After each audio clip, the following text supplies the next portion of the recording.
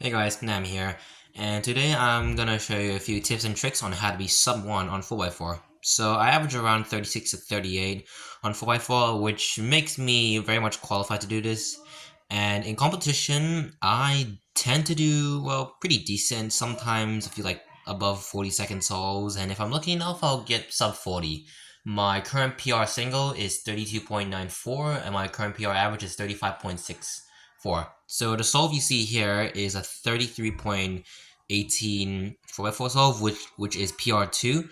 And yeah, here are some tips and tricks on how to get you good at 4x4. So the first tip is to use the Yao method. What is the Yao method? So the Yao method consists of 4 steps, that being the first 2 centers, the cross edges, the 4 centers, edge pairing, and 3x3 stage. So here's sort of an example of a Yao solve. So first what you would do is make the first 2 centers. So there's the white center, then the yellow center, like this. And then what you're going to do is you're not going to do the last 4 centers, but instead you're going to do the first 3 cross edges.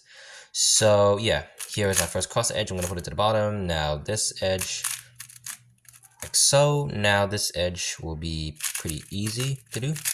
And yeah, so now what you're going to do is you're going to do the last 4 centers like this. And then you basically do the last cross edge, but I got pretty lucky and I skipped it. And now what you're going to do is edge pairing.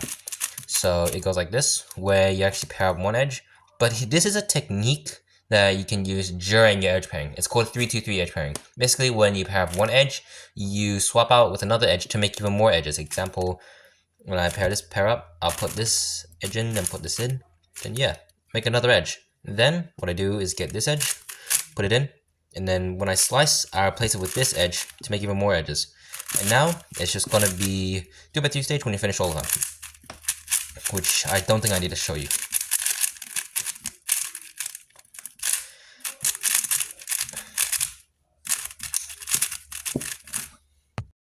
So the next step is to use 3-2-3 edge pairing during your edge pairing. So 3-2-3 edge pairing is basically like edge pairing, but it's a lot more advanced, as when you're pairing one edge, you immediately pair another edge, and it basically repeats the entire way until you get to maybe your last 4 edges, or 3 edges. So basically an example of this is when I have these 2 edges, all I have to do is just slice like this, and then I could replace it with an ordinary edge, but it wouldn't necessarily make another edge. But instead, I will get this edge, and it matches up with this edge. And then you can just slice over. But as you can see, this edge also goes with this edge. So I can just do a U2 and insert into the back, like that. So just in those few moves, I already made 3 edges. And then you can repeat this until the end of the cube, like this. So now you just continue until you get to maybe your last 2 or 3 edges. And yeah, this really saves a lot of time for you, as when you're making multiple edges, aside from making one edge and making another, it's way more efficient that way.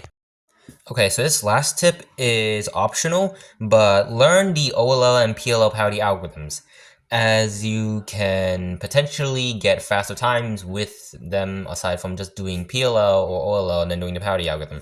So this one, where you have all of the corners and edges oriented aside from this edge, you would probably do the normal OLL parity algorithm, but it would leave you with like the U case. So what you can do instead is do a U2, do a F6CF prime, then just do a U move, then just do the normal parity algorithm from here. And wow, you get an OLL skip. So yeah, those are the tips and tricks to get you sub 1 on 4x4.